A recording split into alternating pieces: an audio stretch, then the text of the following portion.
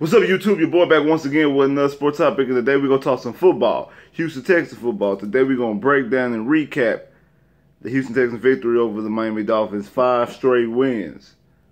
Going to 5-3. Sorry for the late video. Normally I like to do my videos right after the game. I'm be honest with you, the reason why you're getting the video late is because the Texans play on prime time, and by the time the game is over, I got to get ready to go work. So I gotta get some sleep so I can go to work the next morning. Gotta get up early. So I didn't get a chance to do a video directly after the game, but it's all good and great because you're getting it right now. And I'm actually kind of glad, slightly a little bit, because I was able to listen to a couple of stuff after the game, listen to a couple of stuff the day after, to talk about and bring some key points after I'm gonna do this breakdown. But let's talk about the game. Let's talk about the Houston Texans on Thursday Night Football at home against the Miami Dolphins. Come out and get the dub, 42 to 23. Now we're gonna first start off with the defense and Brock Osweiler, because I work with a guy who's actually a Titans fan, and he was telling me all week, "Hey, Brock coming home. Brock ready for this game. Brock been circling this game all year. Brock ready for this game. Brock gonna show out. Brock gonna show out." And I told him straight up, I said, "You know what? If anybody's gonna be ready for this game, it's gonna be the Texans defense. They are pissed at Brock. So the only people who probably not really is JJ, because JJ got hurt after week 3 of 2016, so he wasn't there with Brock. And Honey Badger wasn't on the team. And like the rookies and stuff like that. But Jonathan Josephs, your Kareem Jacksons, your Whitney Merciless, your Bernard McKinney's, your Clownies. These guys, you read this, these guys are pissed at Brock Osweiler, because, to be honest, the Texans' best shot to this point might have been 2016, because how they looked against the Patriots, who ended up winning the Super Bowl. How they looked in that game, in that playoff game. I know Will Fuller had to drop pass, but besides that drop pass, after the Texans in that playoff game made it was it 13-14? I think that was the score. Yeah, 13. After the Texans made 13-14, before the Patriots kicked that field goal to go in halftime 16-13, 17-13. The Texans were across. The Texans was in the Patriots' range. The Patriots side of the field 5 times. They crossed midfield 5 times. Ended up with 0 points. 5 times in that first half. 0 points. That attribute to QB 17, which now was number 8. So QB 8/17. So the defense was pissed, and they wanted to make Brock look like a fool. And they did. To be honest, the Brock Osweiler that we seen Thursday was the exact same Brock Osweiler we seen all of 2016. The same type of release, the overthrows, the underthrows, where was you throwing that type ball, just bad. And then the whole fumble that was not a fumble but should have been a fumble, misreads. It was classic Brock. It was classic 100% Brock Osweiler. And now, watching that, you be like, damn. Houston, what was the fuck you thinking in that 2016 offseason? Like I said, to Bill O'Brien's credit, I never believed that Bill O'Brien wanted Brock Osweiler. I think Bill O'Brien I think anybody Bill O'Brien hates Brock Osweiler the most.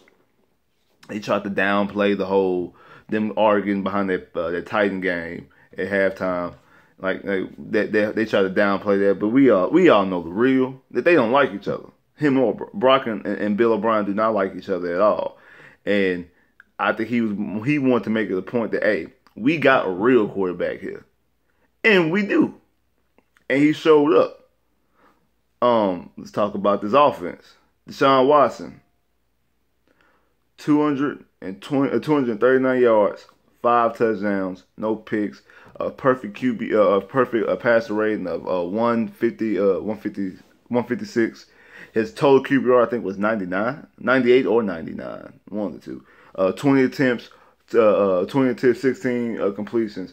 He threw more touchdowns than completions. 5 touchdowns, 4 incompletions. Anytime you throw more than more touchdowns than completions, you have a good day, especially with no turnovers. Nuke. That's really all I gotta do. This is just really all I gotta do when I say Nuke. Nuke had 6 catches, 82 yards, 2 touchdowns. Will Fuller, 5 catches, 124 yards and a touchdown. Now we all know Will Fuller with the whole ACL injury. When I first seen it, that's what I thought at first. That's my initial reaction, like, damn, ACL. But then the way he kind of looked after, and then he said, I'm good.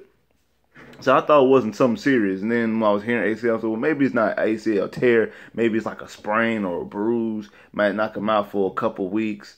But it's ACL tear. That sucks. I feel more bad for Will Fuller than I do the Texans team, because this train's starting to get kicking. They won 5 straight. The offense looked at the best last night. The offense probably looked at better last night than it even did all last year. Like that. That's how the offense should look. You had Lamar Miller rushing for 133 yards and a touchdown. Lamar Miller finally looking like how the past 2 games, Lamar Miller looked like the guy that you signed back in 2016. He looked like the guy like, okay, this is what we want.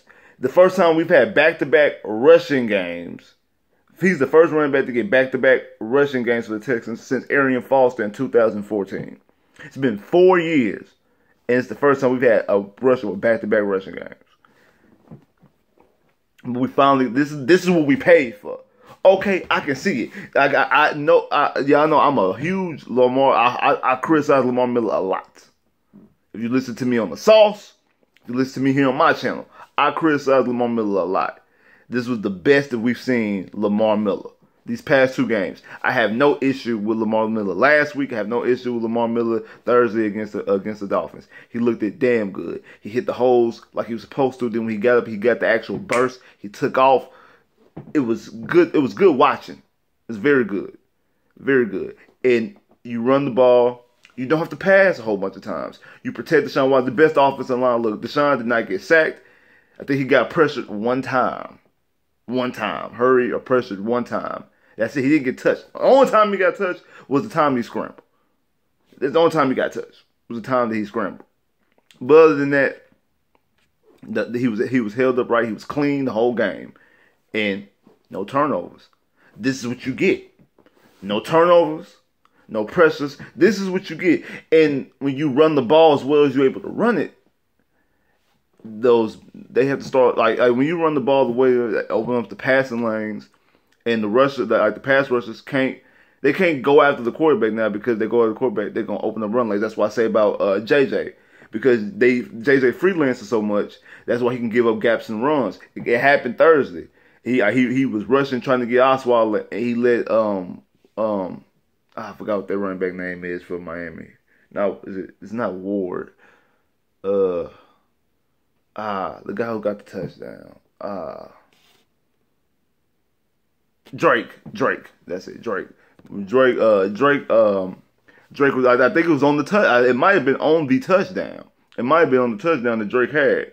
Cause like he just because the JJ goes for the pass rush, goes for the sack, and just the run back, it opens up a run lane, and the run back can definitely take off. Like that. That's what you happen. That's what happens when you can run the football. So pass rushers can't do that because they don't want to allow those free running lanes. They have to stay home. They have to play their assignments, which takes the pressure off your quarterback when you do stuff like that. So when you run the football well and run the football effectively, it helps keep your quarterback. It helps your offensive lineman protect your quarterback, because now the pass rushers are not swarming down. They're not blitzing the way they're coming, the way they normally would if they know it's passing down, because they don't want to let that running back free. They have to play their assignment. That gives you a little half a second more to protect. It gives your quarterback a little bit more time to make the plays and make the decisions that he can make to win you the game, to get you 5 touchdowns and 4 incompletions, to be efficient like that.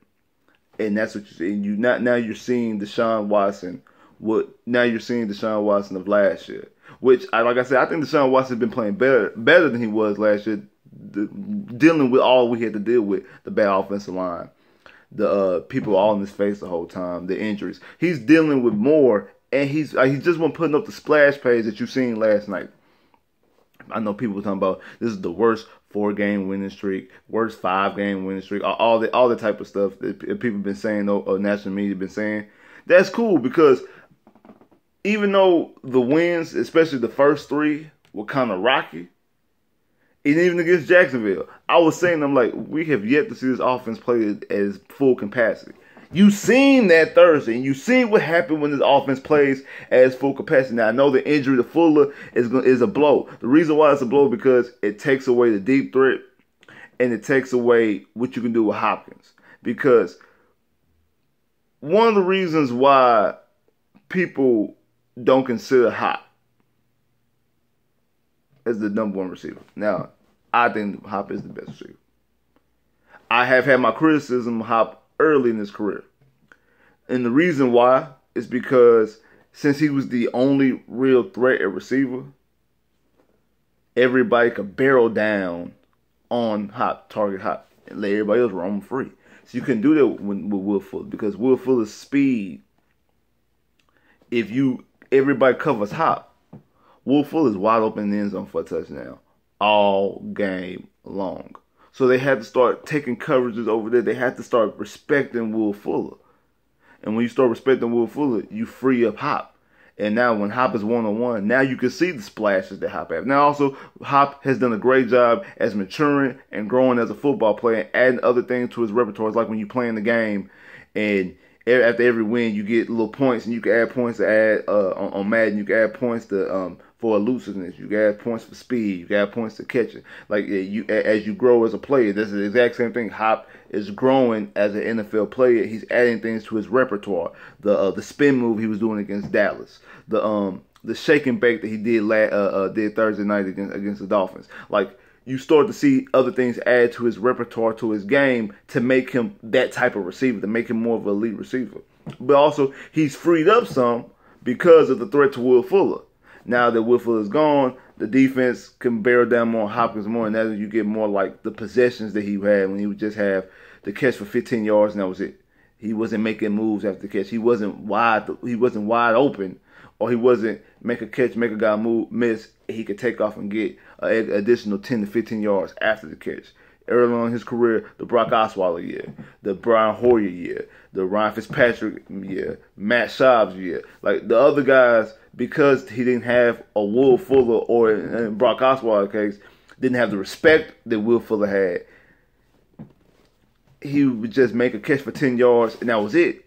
Because as soon as he catches the ball, he had 2 defenders right here. Even if he made a defender miss, the other defender right there. So he make one defender miss, and he run right into another defender. With Will Fuller, he make a defender miss. The other defenders on Will Fuller, so he got space to make moves. That type of thing. So hopefully Kiki comes back. Hopefully Kiki can take some of that pressure off. Maybe they might make a move, a trade move or something like that. When Jonathan Joseph went down, that's what I thought. That's my initial thought. I'm like, okay, yeah, now they're definitely going to be on the phone with Arizona for Patrick Peterson. And it's the perfect time because you had a game Thursday, you off Friday, you off Saturday, you off Sunday.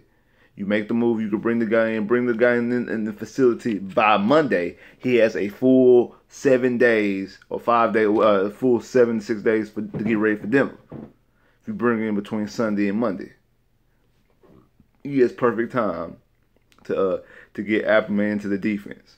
That's what I was thinking, especially if it was a serious injury with Jonathan Joseph. And I think Jonathan Joseph is going to be out 2 to 4 weeks or something like that. The cornerback room is getting thin. For everybody who's telling me, when I made the video, people in my comment section saying, "Oh, our secondary's been playing good, man. We got corners, man."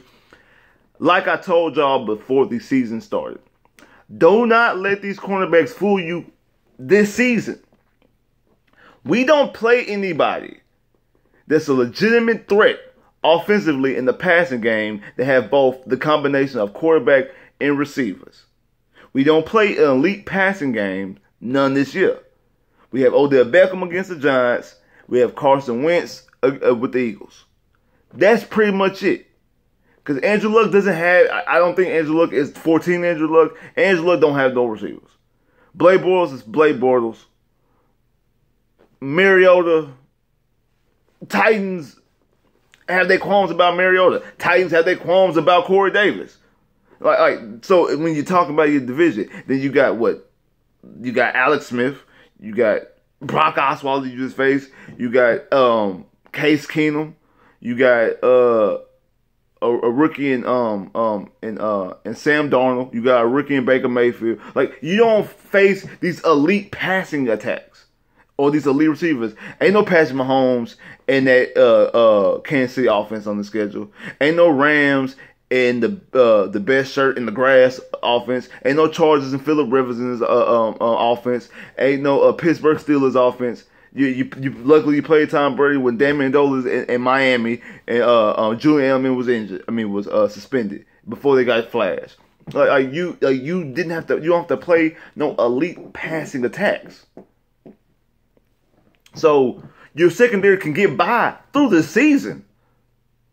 But when you get to the postseason and you play against the Chiefs and the Chargers, and because you're going to be, like, especially if you win the division, you're going to face one of those teams. You're going to face the loser of the AFC West, which will either be the Chargers or the Chiefs. And your secondary can't handle neither of those offenses. Or you're going to have to play against Pittsburgh if they become a wild card.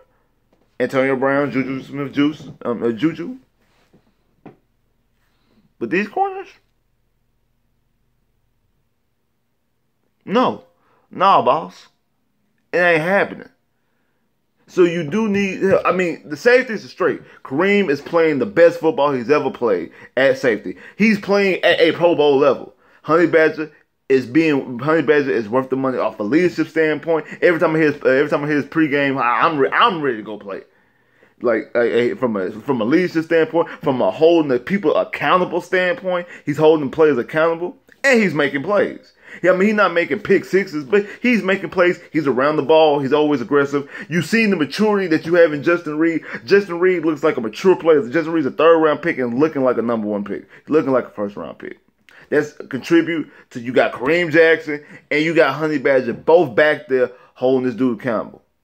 Then you do have Andre Howell come back. Who Andre Howell was a legitimate safety. Andre Howell before the whole cancer situation was legitimate safety anyway. So your safety room is fine. It's your corners that you got issues with. Your safeties and your pass rushing is good. It's your corners you have safety with. It's your corners you have problems with. And do you trust your corners to go up against your Tyreek Hills, your Travis Kelce's, your Keenan Allens, your Antonio Browns, your Jujus? No. And those who they will be facing in the first round. A combination, one of those you'll be facing the Chiefs or the Chargers, possibly the Steelers in the first round. Unless Baltimore and Cincinnati end up taking over the North. Which is possible. I think right now, I think Cincinnati is in the wild card and Baltimore is the one that's out. I think if the playoffs start today, I think that Pittsburgh wins the division. Pittsburgh is the third seed. The Texans are the fourth seed, and the Chargers are the fourth seed. In the Chargers are the first wild card team, which is the team that you'll face because you're the fourth seed, and the next wild card team is the Bengals, if I'm not mistaken. If the playoffs started right now, but we halfway through the season, so that's why I was adamant about the trade. But now with the injury to Will Fuller, it's like, damn, now you probably going to try and make a trade to get a receiver.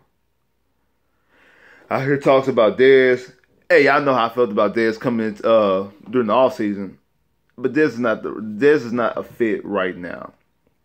The reason why, because he is not a person who you use to replace Will Fuller. He can't replace Will Fuller's speed. Very few people can. Will Fuller has elite speed. He has the elite skill set. And you need somebody to help replace that elite status. I think you can get away with some of it with Kiki, but the problem, Kiki got hamstring issues. That's why Kiki missed the first 3 weeks of the game. That's why Kiki had to leave in the first quarter against the Jags. I think more so he didn't play Thursday because it was a short week. Maybe if it was a longer week, he might have been able to play. Maybe if this Dolphin game was Sunday, he might have been able to play. But because it still counted as a missed game, wasn't able to play. He left early in the Bengals game. The Jazz game. So he's not somebody that you could truly depend on. Not to mention he's a rookie. So he's not somebody you can truly depend on. So you might want to make a trade. If you can, trade deadline is, I think, on Halloween, the day before Halloween, something like that. So you need to make some type of move, possibly. I heard talks maybe about DeSean Jackson because of his speed. I don't know what it would take to get DeSean Jackson. I don't know if Tampa Bay is willing to give up DeSean Jackson. Maybe a weird case scenario is you trade for the guy you just seen Thursday in Devontae Parker. Devontae Parker's on the trade block in Miami. Miami has receivers. I mean, they got Grant, they got Amendola, they got Aaron Wilson, they got Kenny Stills. So Devontae Parker for this year has been a healthy scratch. Like they've played 8 games. He's been a healthy scratch for like 6 of those 8 games. He's been a healthy scratch for like 5 of the 8 games. I think he missed 1 game legitimately with injury, but the rest of them are healthy scratches. I know he played against Oakland, and he played against us because they had no other receivers, and looked damn good. Forgot what his stats was. What was his numbers? Oh yeah, 6 catches, 134 yards. I mean, I know one of the plays, one of his catches and yards was off the fluke with the Jakeem Grant catch. Ball got knocked out, but Devontae Parker was there to make the play. So, I mean, he's a guy who he makes some nice catches. He makes some nice moves. He could be a compliment. He could be a guy that you could possibly put in as a slot if you want to use Kiki for the big chunk plays that they use for Will Fuller. You could do things like that. Only problem with that is when you trade for a young guy like Devontae Parker, then you got all these damn young receivers on your squad next season. But that's a problem that you have to come to deal with next year. And Devontae Parker still wouldn't be, when you put him on the list of the receivers you have, you still like your 3 guys over him anyway. Do they try to see if they could go and get Braxton Miller off Philadelphia's practice squad? Braxton Miller knows the offense. He was here.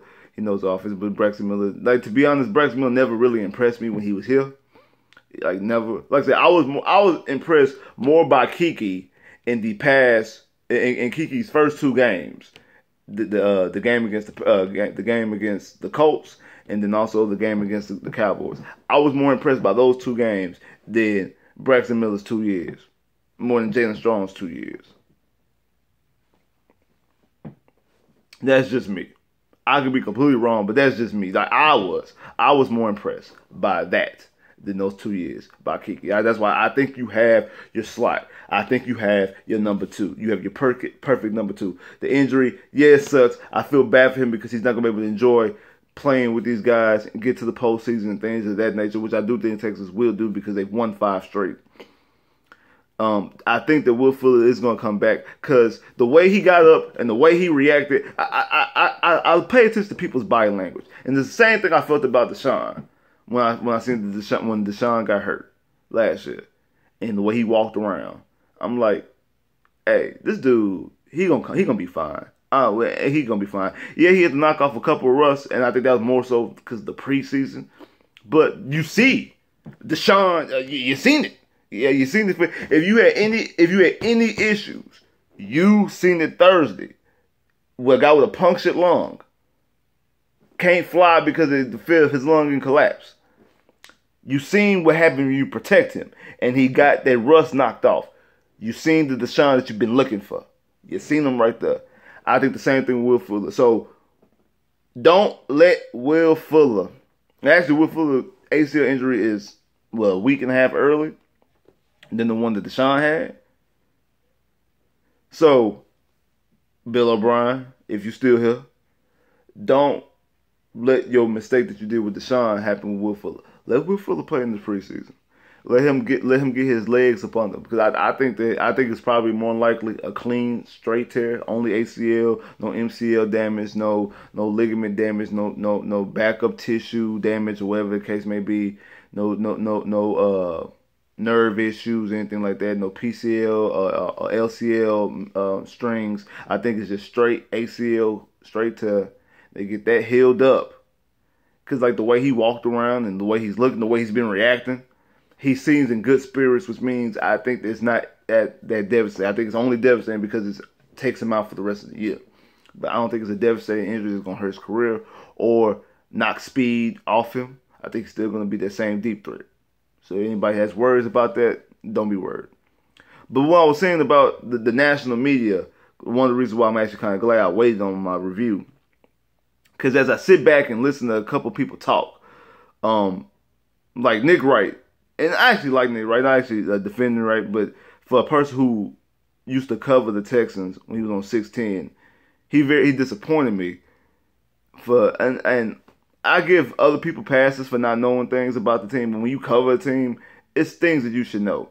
And for him to make he had a narrative when they played the Giants. Whoever loses this game is 0-3, they out the playoffs. They out the playoffs. Because 0-3, only one team in the past like 25 years has been 0-3 and made it to the playoffs. I think it's the 98 Bills or the 99 Bills, something like that. So the Texans have went 0-3. Then won 5 straight. Now they're leading the division. He has the nerve to say that 3 teams have started off 0-3 and have won 5 games in a row. Only one team made the playoffs, which is that Bills team. Other teams were like 8-8 and 7-9, things like that, didn't make the playoffs. But he neglected to tell you that these teams did not win 5 straight after they went 0-3. They could have won 5 straight to close out the season to get to 8-8. They could have went 0-3, or they probably could have went like 0-4, won a game, won 2 games, then lost the rest of the games, and then won 5 straight to make it an 8-8 season. He didn't tell you stuff like that. He didn't tell you that they didn't win directly 5 straight games to be 5-3. Because for the Texans to be 8-8 over the next 8 games, they have to have a losing record. If they go 500, for the next 8 games, if they split the next 8 games, and split and go 4-4, they have a winning record. That's how that five straight wins dug you out there. Because now, when the second half of the season, all you gotta do is break even, and you have a winning record. Now, of course, we don't want them to break even. We want them to win double-digit wins. Bill O'Brien has not had a double-digit win season yet, so you want them to win double digits. But then for him also to say, like the Texans, they probably will make the playoffs in typical Texan fashion, be an underdog in the playoff game and lose. The Texans have never been an underdog in their initial playoff game. And all 4 times the Texans won the division and went to the playoffs, they've never been an underdog. And they've only lost 1 game, and that was to the Chiefs. That was Brian Hoyer year. Now that was a bad game. That was a 30-0 game. But other than that, they've won the other 3 playoff games. So for people to say Texans to be one and done like they always are, only one and done 1 time. Like I don't get it. I don't understand how people can fuck up simple Google. How many times? Oh, they've won playoff games before. They've won 3 actually. So how are they one and done? It's just, I understand y'all. If y'all don't watch them, I understand. If you don't watch the Texans, I understand. You don't have to watch the Texans. But before you get on your show and make asinine, stupid, incorrect statements, pick up your phone and go Google. That's all you gotta do before your segment starts. That's it. That's really all you gotta do. That's all you gotta do. But we're going to see what happens for the second half of the season. We still got 1 more game until the bye week. Then I'm going to do a season review of the first 9 games. Since our bye week is not at the perfect point, I'm going to do a season review of the first 9 games. See where we at. See if we still will be leading the division if we lose against the Broncos because we have a 2-game lead. But we want to keep this game. We want to keep this going and continue to stack on these wins. Like, share, subscribe if you haven't, comment below if you haven't, click that bell, get more videos, I holla.